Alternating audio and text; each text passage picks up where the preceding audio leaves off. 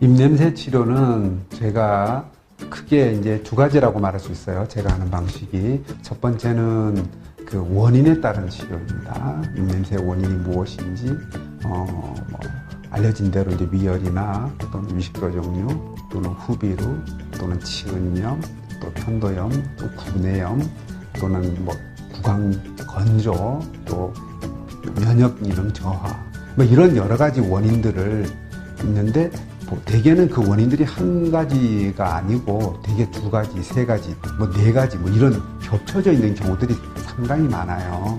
그러면 그 원인에 따른 치료를 하게 되고, 또 가령 구내염이다. 그럼 구내염이 왜 생겼나? 일반적으로 알려진 원인보다 더 근본적인 원인에 따라서 치료를 해 주어야 좋은 결과를 얻을 수 있다는 것이고요.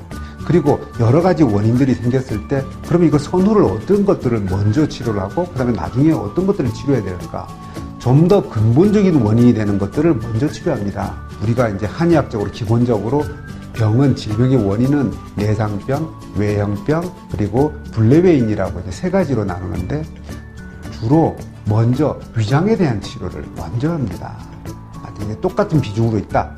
그랬을 때는 먼저 위장에 대한 위열이나 위식도 역류로 인한 것들을 먼저 치료하고, 그 다음에 다른 염증이라든지 또는 후비루라든지 또는 면역기능 저하라든지 이런 것들을 치료하고, 그리고 진액이나 이런 데 해당되는 구강 건조, 입에서 텁텁하게 나오는 냄새를 치료하는 그런 것들을 나중에 치료하는 단계별 치료를 하게 되죠.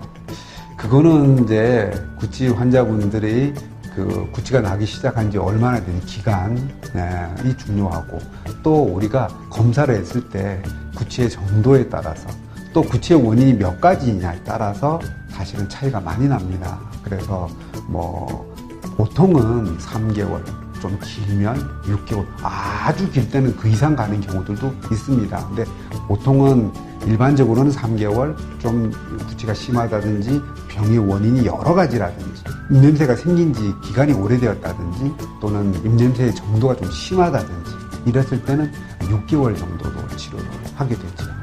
검사에는 이제 처음 오시면 제가 이제 진맥을 하게 되고요.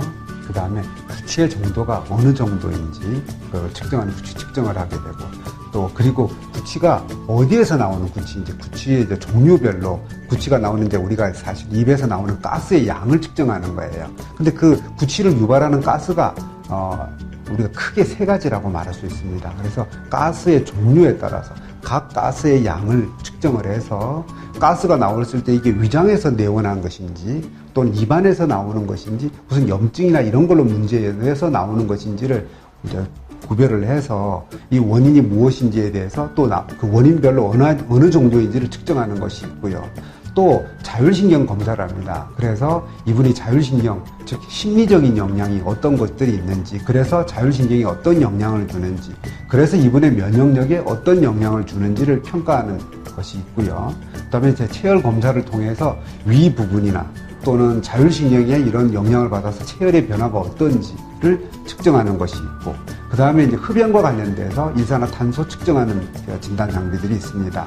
그리고 구강 건조와 관련돼 가지고 입안의 건조도가 어느 정도인지를 측정하는 구강 수분 측정기를 이용하는, 그래서 구강 내 수분 측정을 하는 그런 검사 장비들이 있습니다. 그래서 그런 검사를 통해서 구취의 정도를 알게 되죠.